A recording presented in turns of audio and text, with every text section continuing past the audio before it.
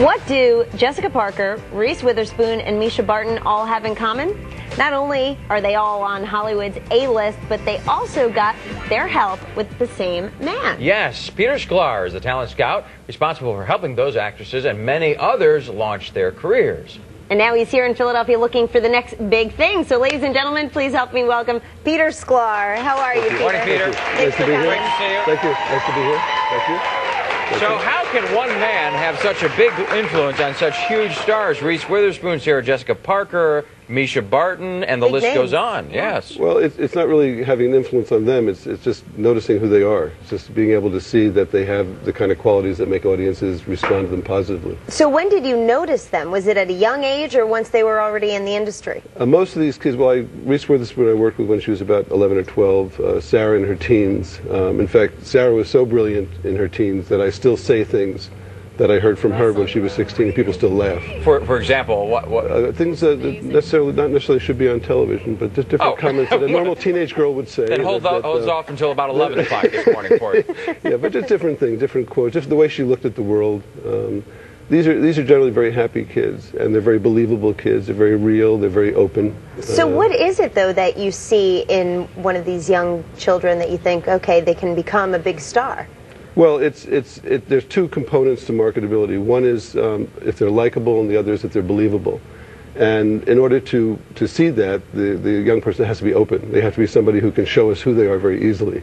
So happy kids generally tend to do that. They generally tend to be more open, more real, more honest, more believable. Is this in just everyday conversations, or is this during audition processes? Everything. In fact, one of the classic definitions of performing is being who you are, placed in a situation created by a writer. So we have to see who they are before we have them act, sing, or dance, or even as part of, in other words, a dancer, actress, or singer who cannot reveal herself while she's performing is never going to be very effective, even if her technique is flawless. They have to basically be open and happy and believable people. So when you first saw, for example, Reese Witherspoon when she was 11 years old, was she happy? Was she believable? Non-stop. Non-stop. So what did you do to coach her then, if she had already had those qualities? Well, the main part of coaching, the most effective thing anybody can do as a coach with a young person, is convince them, get inside them in the sense that who they are is great. They don't have to. There really is no such thing as getting into character. Character is being who you are, placed in a situation created by a writer. In other words, if we let somebody like Reese Witherspoon, who has this wonderful personality, or Sara Jessica Parker, who's so bright, know that just because of who you are, people will like you. People respond to these things about you. Just don't be afraid to let us see who you are. That's probably the best coaching you can give anybody, especially in the performing arts. Now, every parent thinks that their child is a star. Is it possible that there are some parents who are watching, or maybe even here, who have some future stars? Oh, I doubt it. No. Extremely unlikely. Well, thanks for being here, Peter. Yeah, well, and how do you know as a parent, or most parents I think are fearful of going over the top. About, you hear about the stage parents. Right. Well, clearly self-motivation would be high on the list of things that we would look for. In fact, the biggest problem with stage moms over the past 10, 15 years is they've learned what's politically correct and not politically. In other words, you'll hear, I'm not pushing my child, she dragged me here.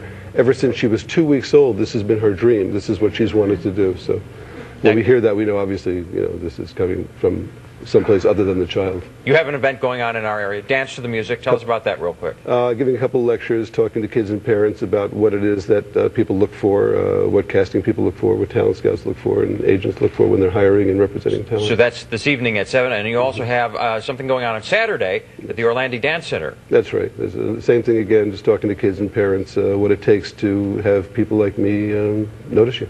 Very good. All right. And no one under the age of 6? Star. Right, absolutely. Well, thank you. Peter Sklar, thank you very much. You're very welcome. Nice to have you You're here. so happy and believable, Peter. Maybe you should be a star.